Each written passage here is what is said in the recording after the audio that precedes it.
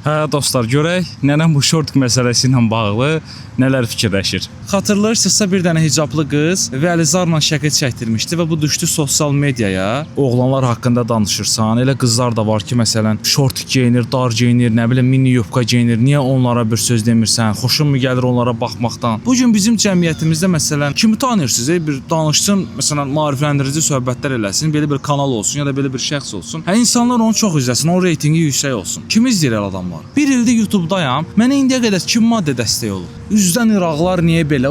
Mən bu şovinist çıxışlardır qardaş. Mən sənə konkret açıqlamasını verirəm da. Niyə çox izlənir açıqlamasını verirəm.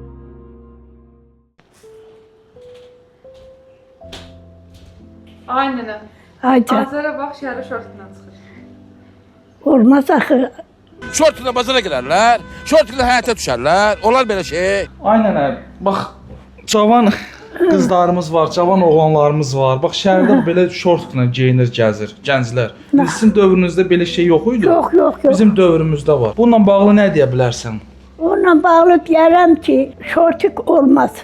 Niyə? Qızın qız paltarı var, oğlanın oğlan paltarı var. Məsələn, ayağına qədər geyinmir. Bax, dizdən aşağı geyinsin, eybi yoxdur. Amma düz hərəkət eləsin. Oğlan elə geyinib çıxacaq, qızlar gülüşəcək. Qızlar elə geyinib çıxacaq, oğlanlar gülüşəcək. Yaxşıdır. Yəni bir ədəb görsənir elə mi? Əlbəttə, əlbəttə. Allah haqqı. Ümumən bax nə deyə bilərsən? Gənclərə bu geyimlə bağlı nə tövsiyə edərsən aynen? Geyimlə bağlı eləyərəm ki, dədə baba nə tər geyinilir o qayda. Təmiz, tarix, paltarı, ondan sonrasına hər şey yerində. Nə varsın, şortka geyinsin, irəli çıxsın, ona varsın. Say ol aynen. Ölüm səsinə. Səsin ölüm. Ölüm səsinə. Yəni belə çox da təəccüb doğuracaq cavablar vermədi. Zaten yaşlı nəslin nümayəndəsinin əminəm ki 99% məhz nənəmin düşündüyü kimi düşünür. Əslində belə baxanda nənəm də mənim dediyim sözləri dedi. Əgər bir şortikdə ki sənin o bədəninin üzvləri ortaya çıxırsa, pis görsənir, ədəbsiz görsənir. Mən şəxsən özüm kimsəyə bu tərzdə bir şortik geyinməsini ya da şortik geyməyə vacib deyil, şalvar geyinməsini belə tövsiyə eləyə bilmərəm. Pis görsənir. Mənə məsələn şəhərlərdə yazırlar ki, bəs sən niyə sadəcə oğlanlar haqqında danışırsan? Elə qızlar da var ki, məsələn, şort geyinir, dar geyinir, nə bilim mini yubka geyinir. Niyə onlara bir söz demirsən? Xoşun mu gəlir onlara baxmaqdan? Mənə bax xeyli bu tərzdə mesajlar gəldi. Baxın əzizlərim, mən özüm kişiyəm və bu məsələdə də mən sırf kişilər haqqında danışa bilərəm. Hesab edirəm ki, qadınlar haqqında danışmağa mənim heç ixtiyarım yoxdur. Bu məsələni hesab edirəm ki, yalnız və yalnız bir qadın qiymətləndirə bilər. Çıxar danışar o da şortik haqqında ya da qısa geyim haqqında öz fikirlərini bildirər. Mən özüm şəxsən qadınların adına danışmaq istəmirəm. Ancaq kişilər haqqında danışa bilərəm. Qadınlar haqqında da getsin, qadınlar özləri danışsın. Mən özüm şəhərdə gəzəndə hansısa cazibədar bir qadınla qarşılaşanda, yəni mənim səmimiyyətimə güvənirsə güvənin, mən dönüb baxmıram ona, gözümü süzmürəm ya da ki, boynum arxada bitmir, da belə deyim. Çünki mənə maraqlı deyil. Amma mən burdan qadınlara onu deyə bilərəm ki, bəli, siz şort geyinəndə və yaxud da qısa paltarlar geyinəndə aydın məsələdir ki, özünüz də bilirsiniz ki, kişilər dönüb sizə baxacaq da, yaşlı daydaylar belə boydan boya sizə baxacaq da. Bu da məlumdur, siz bilirsiniz. Amma bu yenə də mən deyə bilərəm ki, sizin şəxsi işinizdir, öz biləcəyiniz bir işdir. Mən bu məsələ haqqında çox münasibət bildirmək istəmirəm. Sizə belə rahatdır, belə dolaşmaq, belə gəzmək istəyirsiniz, özünüz bilərsiniz. Ümumiyyətlə Qafqazda belə bir adət var ki, biz qadınlarımızı nümayiş etdirməyi çox sevmirik. Bu Qafqazın bir ənənəsidir. Məsələn, Çeçenistanın özünü götürək. Çeçenlərdə belə bir qanun var ki, kişiyə də qadına da şamil olunur. Şort geyinə bilməzsiniz. Yəni adamların belə bir qadağası da var. Amma Azərbaycanda geyimlə bağlı mən bildiyim qədərilə hər hansısa bir qadağa məhdudiyyət yoxdur. Qadınları nümayiş etdirmək istəmirik deyəndə nəyi nəzərdə tuturam? Xatırlayırsınızsa bu yaxınlarda gözəllik yarışması oldu və gözəllik yarışmasında Ermənistanda, Türkiyədə, Qazaxıstan və bir çox müsəlman ölkəsinin, hətta Fələstin belə həmin yarışmaya qatıldı. Amma Azərbaycan o yarışmada iştirak edə bilmədi. Mən hesab edirəm ki, Azərbaycanlı o yarışmada iştirak etsəydi belə, insanların çoxsu onu qınayacaqdı ki, bu nə geyimdir, bu nə paltarlı geyinirlər.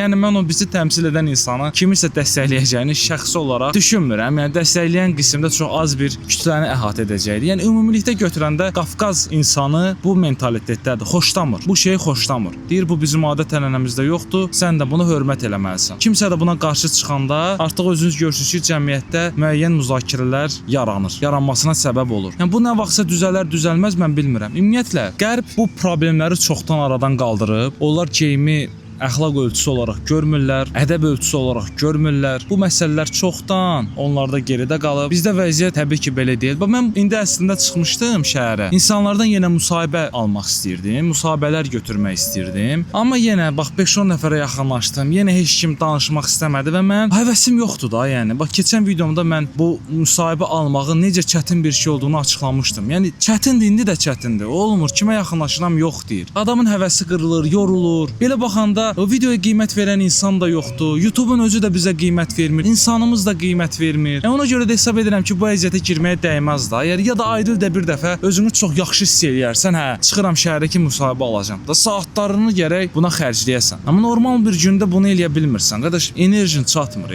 alınmır. İnsanlar müsahibə vermək istəmir. Danışmaq istəmirlər. Nə bilim, ay birdən sosial medianın dilinə düşərəm, birdən insanlar məni tənqid eləyər. Yəni deyir durduq yerə niyə mən özümü zibilə salım?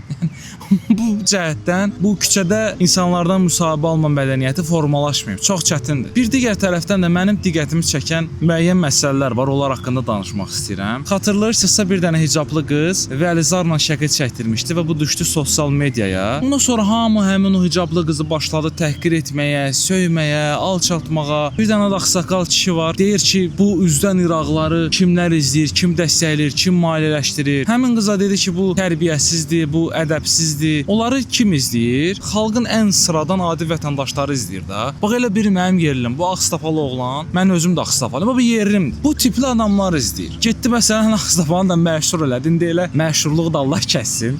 Amma bu tipli adamlar izləyir də. Xalqın ən sadə nümayəndələri izləyir. Məsələn Azərbaycan statistikaya görə getsək, cinsi azlıqlardan ən çox nifrət edən ölkə olmalıyıq. Amma mən bugünkü gündə bunu görmürəm da. Necə yəni? Bu qədər nifrət eləyiriksə 100 min adam kimdə onu izləyən? Yəni hamımızın ətrafında, yan yörəsində bir nəfər çıxacaq ki, onları izləyir də. Mən açığı deyim ki, onu izləyənləri tənqid eləmirəm. Nə də ki, onların özlərini də tənqid eləmirəm. Niyə tənqid eləmirəm? Çünki mən cəmiyyəti çox yaxşı tanıyıram. Bizim cəmiyyət, gedin bir Mirzə Cəlil Məmmədquluzadəni araşdırın, baxın. Görün adam kitabında nələrdən danışıb. Bugünkü gündə cəmiyyətdə nələr dəyişib? Eyni şeydir də. Eyni şeydir. Bizim cəmiyyət əyləncəni, marağı, deyib gülməyi çox sevirik. Bizə bu lazımdır. Bizim tələb etdiyimiz, bizim istədiyimiz şey budur. Deyirik ki, yetər ki, sən gəl bizi güldür. Mən əylənmək istəyirəm. Ona görə də bu adamları bu qədər çox izlənilir. Bu gün bizim cəmiyyətimizdə məsələn kimi tanıyırsınız? Bir danışsın, məsələn, maarifləndirici söhbətlər eləsin, belə bir kanal olsun ya da belə bir şəxs olsun. Hə insanlar onu çox izləsin, onun reytingi yüksək olsun. Kim izləyir adamlar? Mən bilmirəm yəni. Xahiş edirəm belə bir adam tanıyırsınızsa şərhlərdə yazın. Mən tanımıram, mən bilmirəm. Biz ancaq istəyirik ki, əylənək. Əylənən insana da qiymət veririk. Bəli, canlısına hədiyyələr göndəririk, pul atırıq, dəstək oluruq. Amma bizi düşündürən, bizi maarifləndirən, bizim xeyrimizə danışan insanlara biz qiymət vermirik. Bəli, bugünkü gündə dünyaya baxaq. Ayşov Spit deyə bir yayımcı var. Heç sevmirəm, zəhləm gedir. Xəstə dəlinin biridir mənə görə. Amma ki, adam kifayət qədər belə deyək də məşhurdur. Dünya səviyyəli insanlarla görüşür, onlarla çəkilişlər aparır və o çox izlənilir. Mənə kimsə də yəni bu nümunəni də gətirə bilər də, deyirsən Azər, bütün dünyada belə da, sən niyə sırf Azərbaycanda belə danışırsan? Bax əzizim, mən sənə o nümunəni gətirə bilərəm ki, mən ara-ara xariciləri də izləyirəm. Bax, maarifləndirici podkastları olur. Məsələn, kitab oxumağın faydasından danışır, yuxunun faydalarından danışır, idmanın faydalarından danışır. Ya da nə bilim 2 dənə gənc oturur müəyyən məsələlər haqqında fikir bildirir. Və mən görürəm ki, izlənmələrə baxıram. Qardaş, milyonlarla izlənilir də. Onların qəşəng maraqlı editləri olur, paylaşırlar, eləyirlər. Yəni cəmiyyətin müəyyən qədər bir balansı da var da. Cəmiyyət əyləncəni də axtarır. Bir tərəfdən öyrənməni də axtarır. Amma mən bunu Azərbaycanda qəti şəkildə görmürəm. Balans tamamilə pozulub. Ancaq əylənmək istəyirik. Da bizim dərdimiz, azarımız ancaq əylənməkdir. Məsələ budur əzizim. Bir ildir YouTube'dayam. Mənə indiyə qədər kim maddi dəstək olub? Kim mənim üçün nəsə eləyib ki? Heç kim. Sadəcə öz-özümə hobbi kimi videolar çəkirəm, hazırlayıram. YouTube'un özünün zaten Azərbaycanda bir çox məhdudiyyəti var. Məsələn, adi Türkiyəni nəzərə gətirim də. Bax, Türkiyədə Katıl deyə bir abunəlik sistemi var. Yəni pullu abunəlik. İstədiyiniz YouTuberə dəstək ola bilirsiniz maddi olaraq. Eyni zamanda şərh hissəsindən də istədiyiniz bir YouTube'a maddi olaraq ödəniş göndərə bilirsiniz. Və belə avantajları var. Azərbaycanda bunun ikisi də yoxdur. Mən də getdim bir dənə Kofeal deyə bir hesab açdım ki, bəlkə yəni kimsə dəstək olmaq istəyər də. Yəni heç kim dəstək olan yoxdur. Mən buradan demirəm, gedin oradan mənə 1 manat, 5 manat, 10 manat göndərin. Xeyr, mənim elə bir dərdim yoxdur. Mənim o pula ehtiyacım da yoxdur. Amma məsələ ondan ibarətdir ki, Mən burada insanların dəstəyini görmək istəyirəm. İnsanların varlığını görmək istəyirəm. Amma mən bugünkü gündə bunu görmürəm. Ona görə mən bu gün cinsi azlıqlar niyə bu qədər çox izlənilir? Nə bilim, mənasız kontentlər niyə bu qədər çox rəğbət görür? Mən bu haqqda danışmıram. Bu səbəbini sizə izah eləyirəm da.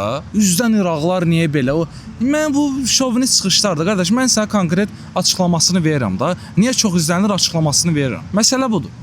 Əzizim. Hə, bu videoda belə oldu. Bax yenə məyus oldum. Çıxdım şəhərə. Alınmır, müsahibə götürə bilmirəm. İnsanlar qaçırlar. Məni görəndə elə bir şeytan görürlər. Alınmır. Gərək qabaqcadan məsələn öz sosial media hesabımda insanlara müraciət edeyim. Deyim ki, qardaş, bax mən müsahibə götürəcəm. Mövzum da bundan ibarətdir. Gəl, çıxış elə. Belə baxıram başqa variant yoxdur da, alınmır. Qardaş, mən gərək səhərdən axşama qədər çöllərdə sülənin bir tər 5-10 nəfərdən müsahibə götürüm. Çox çətindir. Ümumən belə şortik məsələsində də utanc vericidir. Müzakirə eləyirik, hələ danışırıq. Daha faydalı şeyləri müzakirə etmək olar. Daha bizim xeyrimiz olan məsələlər haqqında danışmaq olar. Amma bilmirəm də bugünkü gündə müzakirə mövzumuz təəssüf olsun ki, budur. Dilim də quruyur, danışmağa da söz tapa bilmirəm.